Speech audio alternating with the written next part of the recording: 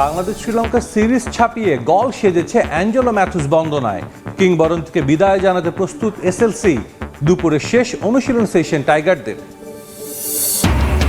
বাংলাদেশের 3 ক্যাপ্টেন নীতি নিয়ে সমালোচনায় মুখর রাজিন সালেহ। দলে বিভক্তি বাড়ার আশঙ্কা। শান্ত মিরাজ লিটনে আস্থা, হাবিবুল বাশারের ভালো কিছুর প্রত্যাশা। বাফুফে সদস্যের পর সাবেকদের কাঠগড়াতেও কাবরেরার কৌশল। হংকং ম্যাচের আগেই পরিবর্তন চান ডাগআউটে। নারী ফুটবলেও প্রবাসী খেলোয়াড়দের আনতে চায় ফেডারেশন। খবর, কাল থেকে শুরু বিশ্ব টেস্ট চ্যাম্পিয়নশিপের 25-27 চক্র, যার প্রথম ম্যাচে গল আন্তর্জাতিক ক্রিকেট স্টেডিয়ামে মুখোমুখি হবে বাংলাদেশ এবং শ্রীলঙ্কা। তবে টেস্ট সিরিজ ছাপিয়ে এই ম্যাচটা বিশেষ লঙ্কান ক্রিকেট সমর্থকদের কাছে। এই ম্যাচ দিয়ে আন্তর্জাতিক ক্রিকেট থেকে অবসরে যাচ্ছেন অ্যাঞ্জেলো ম্যাথুস। নিজেদের কিংবদন্তিকে বিদায় জানাতে নতুনভাবে সেজেছে গল স্টেডিয়াম। নতুন রং লেগেছে বাউন্ডারি বোর্ডেও। সব জায়গাতে ম্যাথুসের বিদায়ের সুর। সকালে আজ শেষবার দলের সঙ্গে অনুশীলন করেছেন এই অলরাউন্ডার। ব্যাটিং শেষে কথাও বলেছেন গণমাধ্যমে। এদিকে আজ দুপুরে বাংলাদেশ সময় 2:30টায় শেষ অনুশীলন সেশন টাইগারদের। উইকেটের আচরণ দেখে আজ টিম কম্বিনেশন ঠিক করে ফেলার কথা ফিল সিমন্সের। পরে বিকেলে স্টেডিয়ামে ট্রফি উন্মোচন করবেন দুই দলের অধিনায়ক।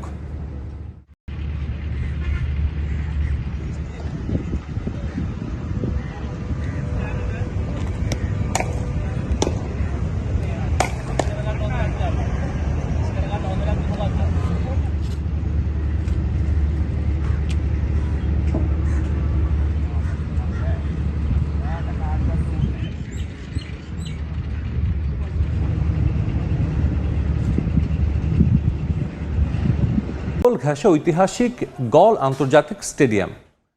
তার ঠিক সামনেই পৃথিবীর অন্যতম পুরনো বিখ্যাত গল দুর্গ। 2004 সালে সুনামির আঘাতে ক্ষতিগ্রস্ত হওয়ার পরও এই স্টেডিয়াম লঙ্কান ক্রিকেটের অবিচ্ছেদ্য অংশ। 2013 সালে মাঠে প্রথম বাংলাদেশি হিসেবে টেস্টে 200 রানের কীর্তি গড়েন মুশফিকুর রহিম। শ্রীলঙ্কা থেকে তারেক হাসান শিমুলের রিপোর্ট। থাকছে গল স্টেডিয়ামের বিস্তারিত।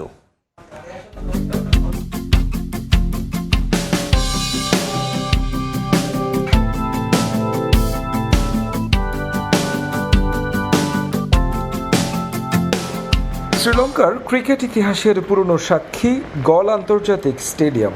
1876 সালে মাঠ তৈরির পর ধীরে ধীরে আজকের এই পরিপাটি ক্রিকেট ভেন্যু। তবে এর মাঝেও আছে নানা চড়াই উতরাই, আছে ভাঙা গড়ার গল্প।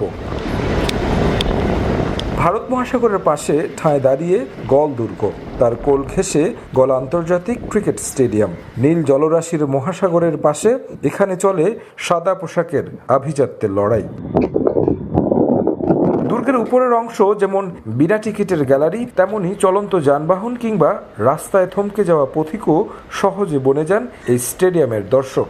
যদিও একসময় ভয়াবহ প্রাকৃতিক দুর্যোগ সুনামির আঘাতে দ্বীপবাসীর মতো ধ্বংসস্তূপে পরিণত হয়েছিল এই ভেন্যুটি। এই ভেন্যুতেই সুখস্মৃতি আছে বাংলাদেশেরও। নিজেদের টেস্ট ইতিহাসে সর্বোচ্চ 638 রান করেছিল টাইগাররা।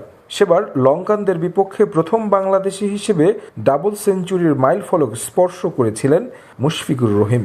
আছে একই ম্যাচে মোহাম্মদ আশরাফুলের দৃষ্টিনন্দন 190 রানের ইনিংস। যদিও 2017 সালে সবশেষ দেখায় এই ভেন্যুতে 259 রানে হারের ক্ষত আছে টাইগারদের। নারীদের ওয়ানডে হলেও অনুশীলন করেছে বাংলাদেশ। অসুস্থতার কারণে গল টেস্টে মেহেদী মিরাজকে নিয়ে শঙ্কা। হেড কোচ ফিল সিমন্স সুযোগ দেখছেন অন্যদের। ব্যাটারদের কাছে প্রত্যাশার ধারাবাহিকতা। কাল উইকেট দেখে ঠিক করবেন একাদশ। নৈসর্গিক গল, এশিয়ার অন্যতম সুন্দর শহরে টিম বাংলাদেশ। শ্রীলঙ্কায় পৌঁছে প্রথম অনুশীলন করেছে টাইগার্স। শনিবার বৃষ্টির কারণে সে সুযোগ ছিল না। দ্বীপদেশটিতে বিশ্রাম শেষে প্রস্তুতি শুরু ক্রিকেটারদের। কিন্তু এর মাঝে যোগ হয়েছে দুশ্চিন্তা। ওয়ানডে নেতৃত্ব পাওয়া মেহেদী মিরাজ গল টেস্টে থাকবেন কিনা এ নিয়ে শঙ্কা। লঙ্কায় জ্বরে আক্রান্ত এই allrounder. Head coach Phil Simmons চিন্তিত, তবে অন্যদের জন্য সুযোগ দেখছেন। মেহেদী মিরাজ আগের চেয়ে কিছুটা ভালো। আশা করছি দ্রুত সুস্থ হবে। দেখুন, বিষয়টা চিন্তার, আবার একই সাথে আমি অন্যদের জন্য সুযোগ দেখছি। লঙ্কার বোলিং বৈচিত্র্যময় জানা বাংলাদেশের উইকেটের আচরণ বুঝতে টেস্ট অধিনায়ক নাজমুল শান্তর মতো ফিল সিমন্স গলের পিচে নজর রেখেছেন, যার উপর নির্ভর করছে কম্বিনেশন।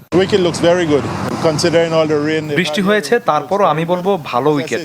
ম্যাচের আগের দিন দেখলে আরো ধারণা পাওয়া যাবে, এরপর কম্বিনেশন ঠিক করা হবে। সিমন্সের মতো শিষ্যদের নিয়ে ঘাম ছড়িয়েছেন শন টেইট। নতুন pace bowling coach Nahid Rana Hasan Mahmud এবাদতকে নিয়ে আলাদা সেশন করেছেন। তবে হেড কোচের ভাবনায় ব্যাটারদের অধারাবাহিকতা। শন টেইটের কাছ থেকে শেখার অনেক কিছু আছে। এবাদত মাত্র ব্যাক করলো, ফিটনেসের উপর অনেক কিছু নির্ভর করছে। ব্যাটারদের জুটি করতে হবে।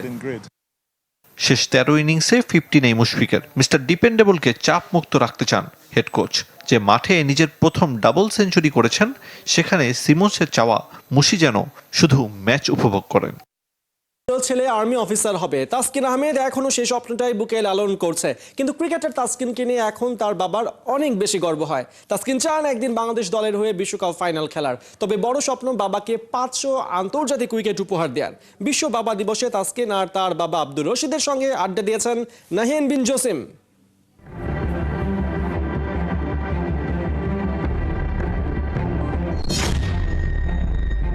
15 জুন বিশ্ব বাবা দিবস। আজকে বাবা দিবসে স্পেশালি আসলে আমরা দুজনকেই পেয়েছি, এবং বাবা ছেলের এই যে লম্বা পথ চলা, সেখানে মজার মজার কিছু ঘটনা যেগুলো আসলে আমরা জানি না, কিংবা অনেক বিষয় আছে যেগুলো আসলে জানতে চাই। শুরুতে আসলে একটু বাবার কাছেই যেতে চাই, যেহেতু বাবা দিবস।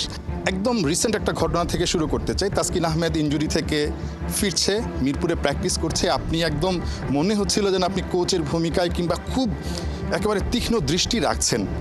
মানে অ্যাজ এ ফাদার আসলে মানে কি দেখছিলেন, কি করছিলেন আসলে তখন? অ্যাকচুয়ালি কি, সত্যি কথা বলতে কি, আমার ছেলের কোনো রকমের কোনো সমস্যা হলে ও আমার কাছে আসে বাবা এমনি না এমনি। তো অনেক দিন ধরে ইনজুরিতে ভুগতেছে, প্র্যাকটিস করতেছে। একদিনকে বলতেছে বাবা এরকম, আমি তো আল্লাহর রহমতে আগের চেয়ে একটু বেটার ফিল করতেছি। আমি তাহলে চলো কালকে আমি যাব প্র্যাকটিস দেখতে। তাই গেলাম, গিয়ার পরে আল্লাহর রহমতে ওদিনকে ও ফুল রিদমে বোলিং করলো। আলহামদুলিল্লাহ, আল্লাহর কাছে লাখ লাখ শুকরিয়া। তো এইটাই, ওর পাশে সবসময় থাকার চেষ্টা করি, বাকি আল্লাহ মালিক। মানে বাবা শুধু বাবা না, একজন কোচও বটে তাসকিন আহমেদের। তাসকিন, আপনার কাছে একটু জানতে চাচ্ছি, মানে একদম বাবা দিবসে যদি স্পেশাল কোনো একটা ছোট্ট ঘটনা জানতে চাই, বা বড় ঘটনা আপনার জীবনের, যে আসলে এই এতটুকু আসার ক্ষেত্রে অনেক বড় ভূমিকা রেখেছে। একটা ইন্টারেস্টিং মুহূর্ত, যেটা আমি যখন সর্বপ্রথম আন্ডার 15 খেলি, তো আমি তো প্রথম কোন একটা বাইরের দেশের কারোর সাথে খেলতেছি, সেটা হচ্ছে ইন্ডিয়া আন্ডার 15 টিমের সাথে। ময়মনসিংহে খেলা হচ্ছিল, আমি খেলছি, বাট আমার বোলিং ভালো হয় নাই। দেন কোচ আমারে বলতেছিল যে তুমি কি প্রেশার নিয়ে নিছো বেশি, বা রিল্যাক্স। পরে রাত্রে বাবাকে ফোন করলাম যে ম্যাচ থেকে এসে আমি অনেক নার্ভাস, কারণ এজ লেভেলের সবগুলো খেলাইতে তুমি মাঠে দেখতে যাইতা, আমি